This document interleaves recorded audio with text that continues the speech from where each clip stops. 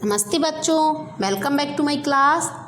तो चलिए आज की क्लास में हम पढ़ेंगे संस्कृत कक्षा 7 की सुरभि नामक पाठ्य पुस्तक का 9वां पाठ, जिसका नाम है ग्राम जीवनम, मीन्स गांव का जीवन। तो गांव के जीवन के बारे में पढ़ेंगे। तो इसके पिछले वीडियो में हमने इस चैप्टर का पूरा हिंदी में अनुवाद किया था, समझा था, ठीक है। अब हम इस क्लास में आज इसका अभ्यास कार्य पूरा करेंगे। तो चलिए वीडियो को स्टार्ट करने से पहले अगर अभी तक आपने हमारे चैनल को लाइक और सब्सक्राइब नहीं किया है, प्लीज़ हमारे चैनल को लाइक और सब्सक्राइब करें। चलिए स्टार्ट करते हैं। देखिए यहाँ से हम पढ़ेंगे अभ्यासः। इसका पहला क्वेश्चन है एक पदेन उत्तरम लिखत, एक पद में उत्तर लिखना है। देखिए इसका पहला क्वेश्चन है दीपेशः कम ग्रामम भ्रमणार्थम अगच्छत, मतलब दीपेश कौन से गांव में घूमने के लिए गया था। तो क्या उत्तर होगा, दीपेशः रामपुर ग्रामम भ्रमणार्थम अगच्छत, दीपेश रामपुर नामक गांव में घूमने के लिए गया था। खा क्या है, ग्रामीणानां व्यवहारः कथम अस्ति, ग्रामीणों का व्यवहार कैसा है।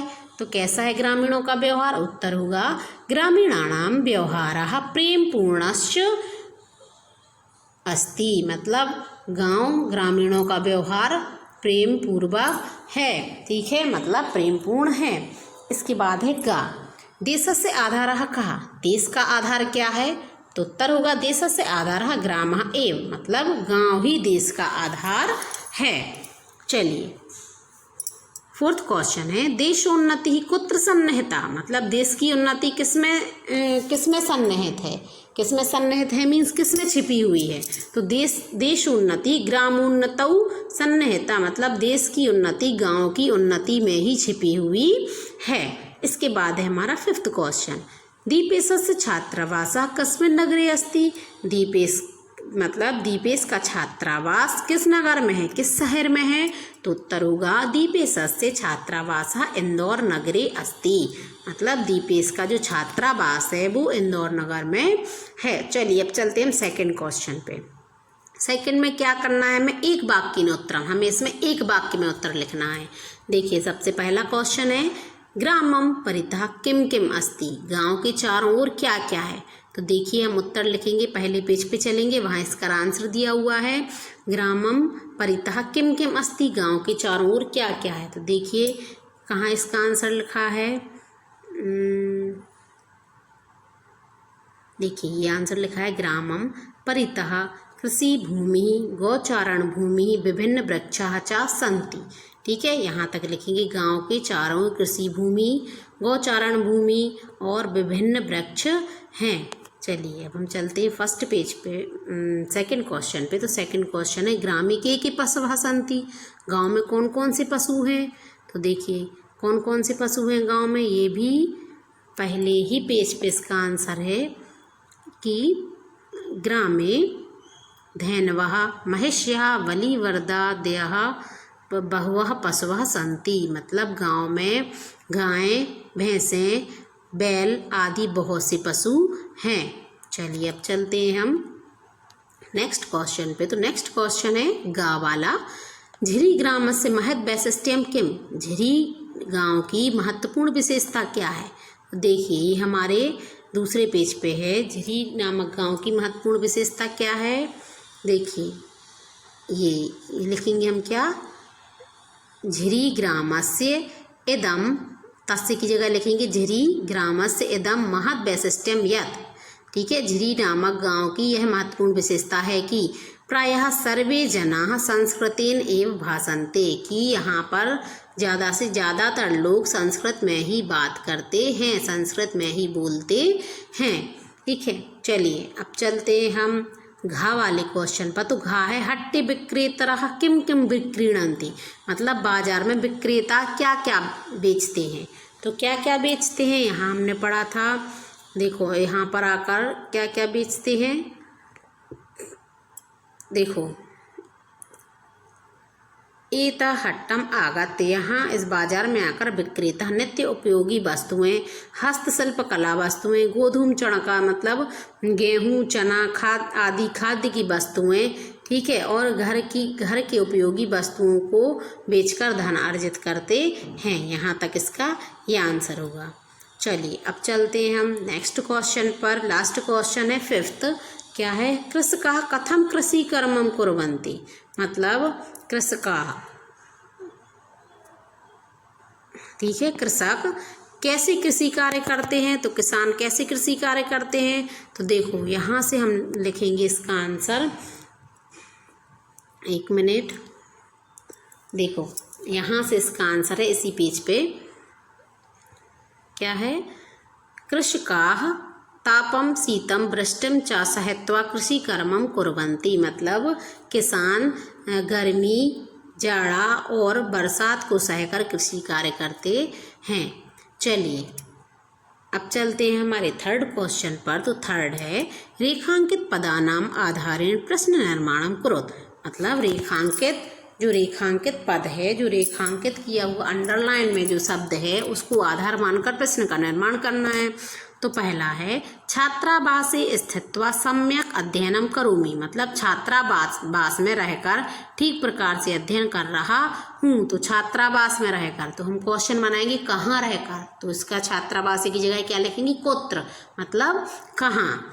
इसके बाद है ख मासिक मूल्यांकने भगिन्या प्रथम स्थानम स्यात्। मतलब मासिक मूल्यांकन में बहन का पहला स्थान हो, मतलब बहन को पहला स्थान प्राप्त हो। तो किसको? तो क्या होगा यहाँ पे? कस्मिन। इसके बाद है ग्रामम परितः कृषि भूमि अस्ति। गांव के चारों ओर कृषि भूमि है। तो अंडरलाइन किस में है? इसमें ग्रामम में, ठीक है। तो मतलब किसके चारों ओर? तो ग्रामम की जगह हम लिखेंगे कम परितः कृषि भूमि अस्ति। किसके चारों कृषि भूमि है? तो उत्तर होगा ग्रामम परितः कृषि भूमि अस्ति। चलिए अब चलते हैं हम नेक्स्ट पेज पे। इसमें है घात वास्तविकम भारतम नाम ग्राम एव। मतलब वास्तविक भारत का नाम गांव ही है। तो वास्तविक भारत का नाम क्या है? तो ग्रामः एव की जगह लिखेंगे हम कहा। इसके बाद है यहाँ तैहि सह मिलित्वा वार्तालापम कृतवन्तः। उन सभी के साथ मिलकर वार्तालाप किया। तो किन सब के साथ? तो क्या होगा? कई ही। ये क्या है? तृतीय विभक्ति का बहुवचन। इसके बाद है हमारा 4th क्वेश्चन। तो 4th क्वेश्चन में क्या है? पाठ आधारेण कित्वांत पदानी लिखा। मतलब हमें कित्वा पद लिखना है, कित्वा प्रत्यय लिखना है। कित्वा मीन्स करके के अर्थ में होता है। ऐसे हमने लिखा गमित्वा। तो गमित्वा का संधि विच्छेद क्या होता है? गम प्लस कित्वा। मतलब गम मीन्स जाना, कित्वा मीन्स करके। तो जाकर, इसका अर्थ होता है जाकर, ठीक है। देखो जैसे हमने एक पद दिया है, यहाँ पे धातु लिखी हैं, ये प्रत्यय लिखे हैं, ये कित्वा रूप। जैसे है फर्स्ट है भवती। तो भवती में कौन सी धातु होती है? भू धातु। भू मीन्स होता है होना, कित्वा मीन्स करके, तो भूत्वा मीन्स होकर, ठीक है। भू मीन्स होना, कित्वा मीन्स करके, वैसे होता है होकर। मिल धातु है, मिलती में मिल धातु, कित्वा पड़ता है, तो क्या बनेगा? मिलित्वा, ठीक है, मिलकर। पश्यति के दृश धातु के रूप चलते हैं पश्य से, ठीक है। कौन सा प्रत्यय? कित्वा। तो क्या बनेगा? दृष्टवा मीन्स देखकर।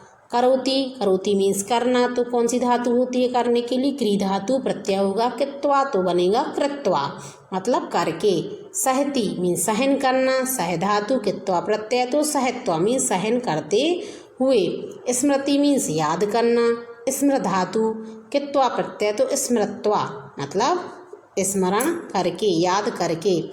शृणोतु श्रु धातु, श्रु मीन्स होता है सुनना, कित्वा प्रत्यय, तो बनेगा श्रुत्वा मीन्स सुनकर। गच्छति, गच्छ मीन्स होता है जाना, जिसके गम धातु से रूप चलते हैं, तो गम प्लस कित्वा गत्वा। गमित्वा नहीं होगा, यहाँ पे होगा गत्वा मीन्स जा करके। पठ धातु, कित्वा प्रत्यय, पठित्वा मीन्स पढ़ के, ठीक है। चलिए अब चलते हमारे 5th क्वेश्चन पे। इसमें क्या है? उदाहरणानुगुणम लियत, ठीक है, रूपाणी लिखा। तो इसमें हमें लियावंत रूप लिखना है। लियप मीन्स क्या होता है?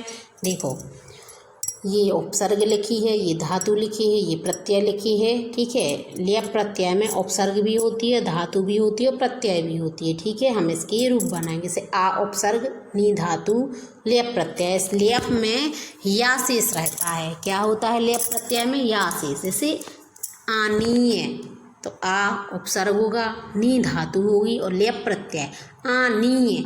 वैसे धातु क्या है? नी मीन्स होता है ले जाना, नी मीन्स ले जाना। ठीक है। तो आनीय मीन्स लाकर, तो क्या होगा, आ उपसर्ग हो जाएगा, नी धातु हो, या के लिए कौन सा प्रत्यय आ जाएगा, लेप प्रत्यय। ठीक है। उत प्लस स्था प्लस लेप। ठीक है। तो कौन सी धातु, तिष्ठ धातु, तिष्ठ के स्था धातु है, स्था के रूप चलते हैं तिष्ठ से, मीन्स क्या होता है, उठना, उत्थाय, उत्थाप्य, उत प्लस स्था प्लस लेप। क्री धातु तो बी उपसर्ग हो जाएगा, क्री धातु लेप प्रत्यय, तो विक्रिय मीन्स बेचकर। स्वी उपसर्ग है, क्री धातु है, लेप प्रत्यय है, तो स्वीकृत्य। ठीक है, स्वीकार करके। प्रा धातु है, छाल प्रा उपसर्ग है, छाल धातु है, लेप प्रत्यय, तो छाल मीन्स क्या होता है, प्रक्षाल्य मीन्स धोकर, से हाथ धोना तो धोकर। बी धातु है, चिंत, बी उपसर्ग है, चिंत धातु है, लेप प्रत्यय, तो विचिन्त्य मीन्स सोच करके। बी उपसर्ग ज्ञा धातु, लेप प्रत्यय, ज्ञा मीन्स जानना, तो विज्ञाय मीन्स जान करके। बी उपसर्ग लिख धातु, लेप प्रत्यय, विलिख्य मीन्स लिख करके, लिख कर। ठीक है। उपक्री लेप, उपकृत्य मीन्स करके। आ प्लस गम प्लस लेप, आगम्य मीन्स आकर। ठीक है। इसके बाद है, चलिए अब चलते हैं नेक्स्ट पेज पे। देखिए अब है हमारा 6 क्वेश्चन। तो 6 क्वेश्चन को स्टार्ट करने से पहले अगर अभी तक आपने हमारे चैनल को लाइक सब्सक्राइब नहीं किया है, प्लीज़ आप हमारे चैनल को लाइक सब्सक्राइब करें। चलिए आगे बढ़ते हैं। इसमें क्या बताना है, कित्वा और लेप के योग से वाक्य को पूरा करना है। देखिए जैसे इसमें है, बालिका प्रश्नान पठती उत्तराणि लिखती, मतलब बालिका प्रश्नों को पढ़ती है, उत्तरों को लिखती है। तो हमें कैसा बनाना है, बालिका प्रश्नान पठित्वा, पठती की जगह लिखेंगे पठित्वा, और ये जो उनने फुल स्टॉप दिया है या फुल स्टॉप हट जाएगा, मतलब हमें पूरा का पूरा वाक्य एक साथ बनाना है। यहाँ से अलग हो गया वाक्य कि बालिका प्रश्नों को पढ़ती है, उत्तरों को लिखती है।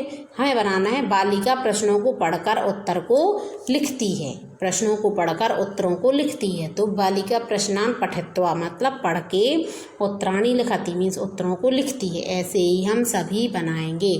देखिए ऐसे कहा है, बालका फलम खादती, बालक फल को खाता है, फिर फुल स्टॉप लगा है, दूध को पीता है। हमें क्या बनाना है, बालक फल को खाकर दूध को पीता है। तो बालका फलम खादित्वा दुग्धम पिबती, ये जो फुल स्टॉप है ये यहाँ से हट जाएगा। ठीक है, क्या बन जाएगा, बालका फलम खादित्वा दुग्धम पिबती, बालक फल को खाकर दूध को पीता है। ऐसी सेकंड है, कभी संस्कृतम ज्ञात्वा, जानाति मतलब जान करके, तो इसका ज्ञा धातु ज्ञात्वा चलेगा। ठीक है। काव्यम लिखती, कवि संस्कृत को जानकर काव्य को लिखता है। इसके बाद थर्ड है, ऋचा गृहम आगच्छति। ठीक है, गम धातु है, गच्छ से रूप चलते हैं, आकर का रूप होगा। ठीक है, गृह कार्यम करोति तो जाकर। ठीक है, ऋचा घर को जाकर गृह कार्य करती है। इसके बाद है घा अर्चका देवालयम गच्छति पूजाम करोति, मतलब अर्चक जो पूजा कर रहा है, अर्चक देवालय मीन्स मंदिर जाता है, पूजा करता है। तो हम बनाएंगे अर्चक मंदिर जाकर पूजा करता है, गच्छति की जगह क्या हो जाएगा, गत्वा। इसके बाद है माता शाकानि आनयति, माता सब्जियों को लाती है, पाकम करोति पकाती है। तो क्या होगा, माता सब्जियों को लाकर पकाती है, तो माता शाकानि आनीय पाकम करोति। इसके बाद है चा जनका प्रभाते उत्तिष्ठति, पिताजी सुबह उठते हैं, योगाभ्यासम करोति योगाभ्यास करते हैं।